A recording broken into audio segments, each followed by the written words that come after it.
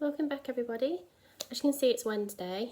So we got back at 4 o'clock today. So it wasn't as big of a shock kind of thing. I'll explain everything from the beginning. So we got to Great Ormond Street on Monday for our 11 o'clock appointment.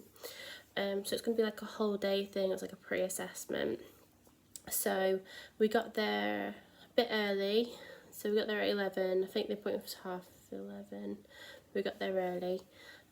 So we went in straight for an echo, and then we went for an ECG, and then we went straight into the ward, and then they weighed her, took her oxygen sats, talked us through everything, and then gave us how long, when she would have a last feed and things like that. So her last feed would be at 6:30 in the morning, so we'd have to get up about 6:45 to start the feed, wake her up a bit and stuff like that. And we had to wash her as well. We had to wash her before a procedure, so we did that, and then we got told that we could give her this sugar water at about before 10:30.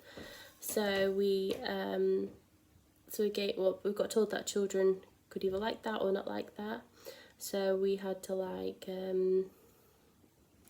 we had to kind of see if she liked it or not.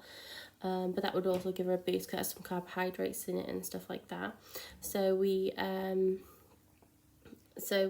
went home. So we were there for about 5 hours, just going through everything. And we got told to turn up at 10:30 on the Tuesday. So we went to the patient accommodation, checked in there. It was about 4 o'clock, I want to say, by the time we got there. So we checked in, did everything, and then we got told, so we had to be there at 10:30 in the morning, and the checkout was at 10, so we were just we'll just go straight from the hotel to the place. So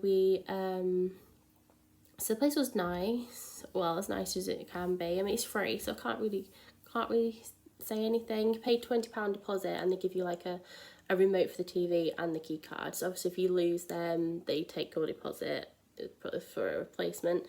It's all funded by charities and stuff like that, so we can't complain at all. It saved us a 4-hour drive because it's 2 hours there, 2 hours back, probably more. I mean, it took us 4 hours today because of traffic. So it saved us money on fuel, which was good. So we stayed there. We put her little cot bed up and stuff like that. She had a really, really, really unsettled night, and I think it's because she was in an unfamiliar place. She just kind of freaked out a little bit, so we didn't really sleep. We didn't sleep for 2 reasons: that because we were anxious, and also because she just didn't sleep. She also was sick, and I mean it covered me and the floor, but I think that's because she kept saying she was hungry. She kept feeding her. I think we overfed her, and then it just got a bit messy. So then I woke up early in the morning, fed her before 6:30, finished her feed at 6:10, and then fed her this carbohydrate sugary water, which she loved and took, so I was quite happy with that. Finished that at 9:30, and got there for 10 o'clock. So we went straight in, and they did a lot of robs and all this. She went to a little gal. She looks really cute.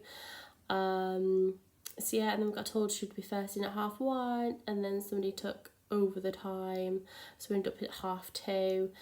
Went into the anaesthetic room with her, and they sent her to sleep with a gas and air, and I got to kiss her face, and then basically left her with them.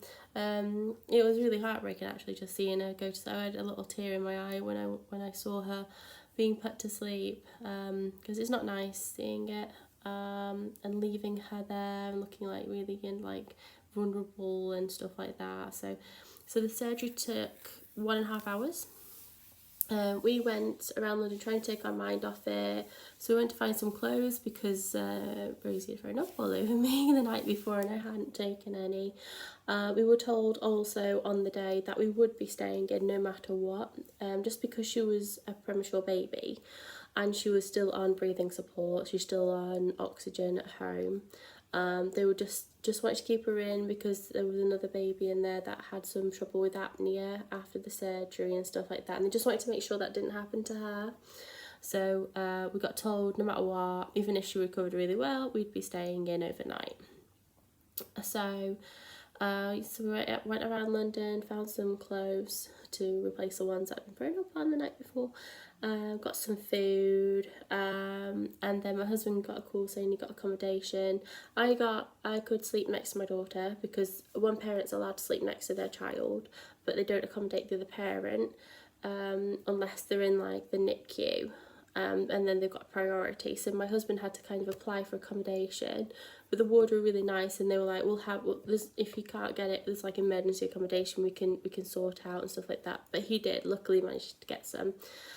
So he got like a phone call just as we were eating. So we collected the keys and we went round just to have a look. And then we made our way back. It was when we were entering the hospital, and my husband was like, "Oh, where's your phone?" And I was like, "We've got it," and he forgot he had it. And it turned out we had like 4 missed calls from the hospital saying she's awake. Please, because when they wake up, they say that they need milk.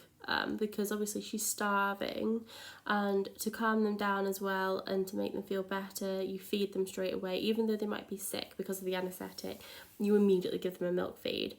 So we get there and they're like, "Oh yeah, rush down, because she's awake." So put a feed together. We got there and immediately as soon as we open the door, I hear this screaming, and I know it's her. And just from the screaming, so I walk in and she's kicking off, she's screaming, she's bright red because of the screaming, she's kicking all the monitors off, she's kicking the nurses off. I was like, "Yep, that's her." So yeah, feeding her, and she's taking the feed but crying because she's not happy and she's not well and all this and things like that. So yeah, so there was that. And then after she'd calmed down a little bit, we wrapped her in some blankets so she looked like a little E.T. bless her. Wrapped her in some blankets. We put her on more oxygen just because she was screaming so much. So we like bumped her up to 1 litre. Then we knocked her back down to 0.5 because she did not need the 1 litre. And then we transported her from recovery back to like the other recovery, I'm going to call it, because it wasn't a ward, it was like a little recovery area again. So we got there and she's put onto like a monitor, and then after about 20 minutes we decided just to put her on a normal oxygen, which is 0.1. She's absolutely fine on that. So the consultant that was doing the surgery came to us and he was like, everything went well, it was really simple, the device is in, did an echo straight after, and it's in a good place, it looks really good. And because it looks so good, I won't be seeing you anymore, I'll be transferring you back to your original doctor. So if you missed any of my videos, the surgery was because she had something called a patent ductus arterius, and basically it's a hole that all babies are born with because they don't need the lungs in utero, and when they're born they take this really deep breath in and then it kind of closes within a few days. And she was born very prematurely at 25 weeks, so she didn't do that, so it's never closed, and it can cause problems, and it causes problems with lungs, it causes problems with the heart. She's got a mild dilation on the left heart because of it, and if we let it go any longer it could cause damage to lungs and heart, and we don't want that obviously. So they put this like little mesh inside and plug the hole, and then scar tissue forms around it and it's closed. So that does that. That's what she had done. So they went in through her groin and they put this, they went into her artery and put the mesh in. So that's how they did that. So we got into recovery and she was doing really well. She was like still, she got a bit sleepy, so we just put CBeebies on, put the TV over her so she could see it, and then she fell asleep, which was nice. But all of her monitoring was absolutely fine. Surgeon was really happy. So we're being sent back to our original hospital and our original consultant now, which is really good because he's happy with everything. And then we had the anesthesiologist who was like, he said something about some like apnea and stuff like that, and I was like, okay. So they're monitoring her overnight and stuff like that, and I was like, that's fine. He was saying we can stay overnight anyway.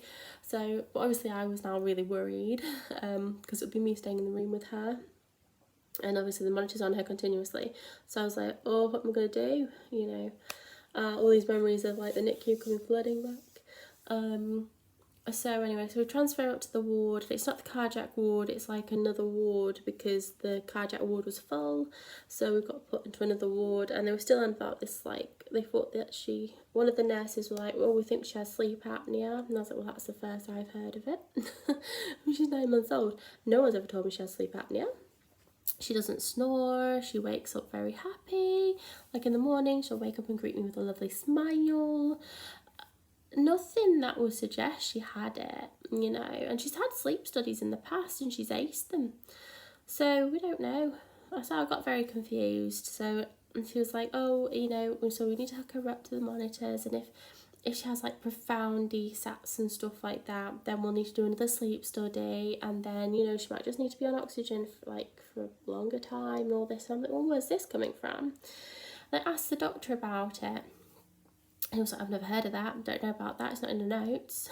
So I don't know where that's come from. I kept asking about it since, and the nurses would go, oh yeah, the sleep apnea thing, and the doctors would be like, I don't know what you're on about.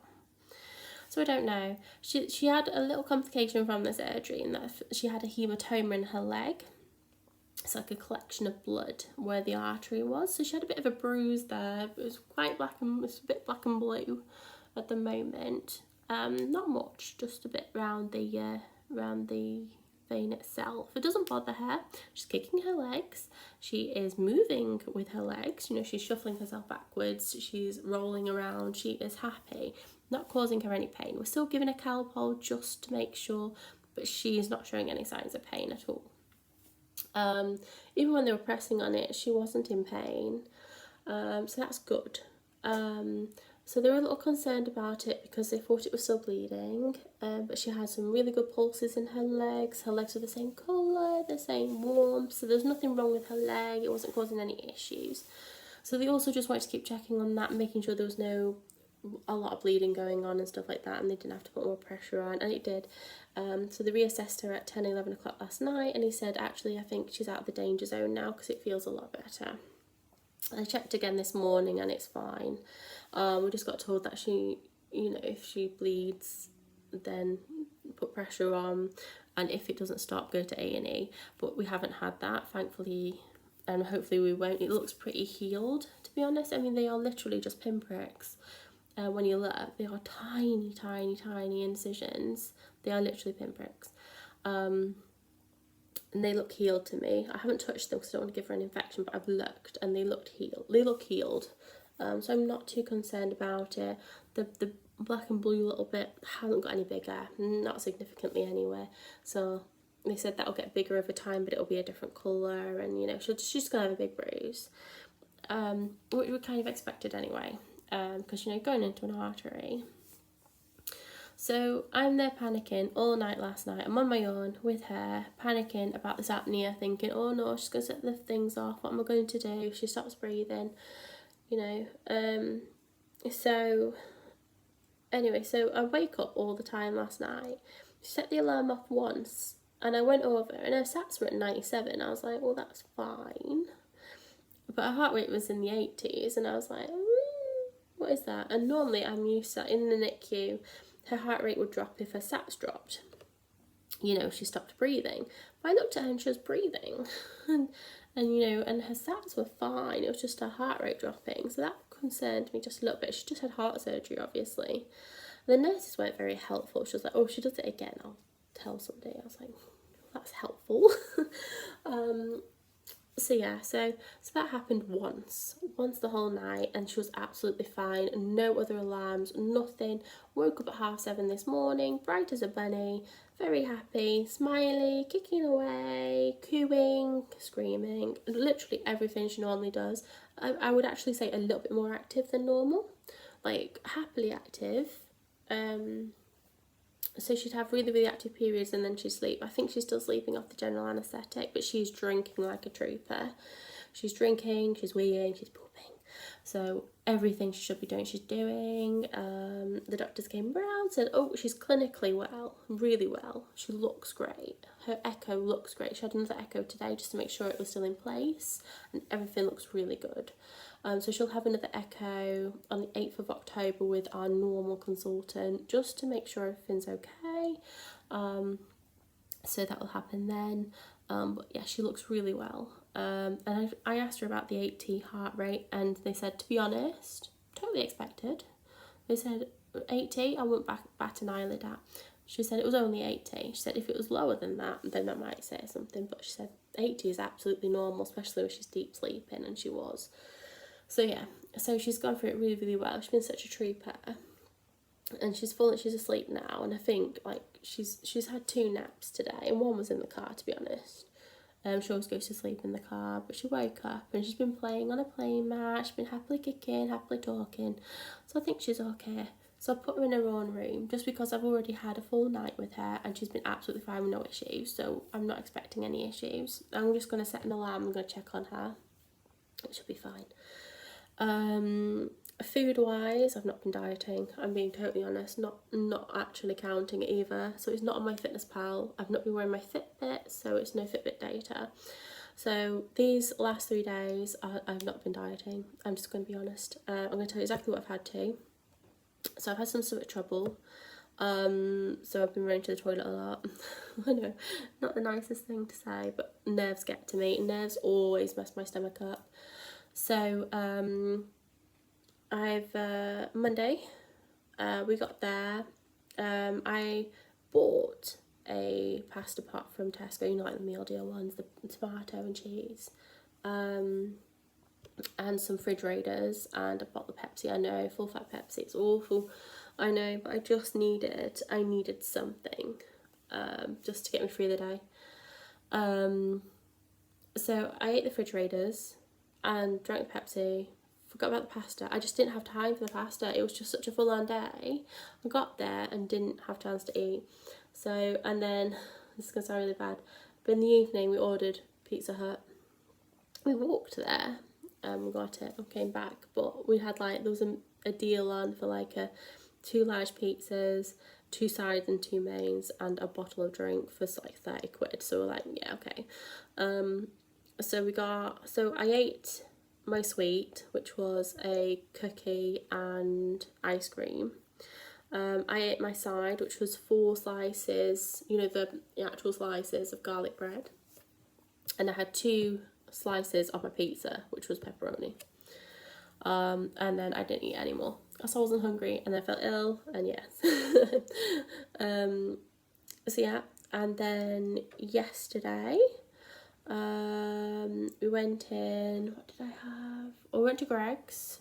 When she was in for operation, we went to Greg's.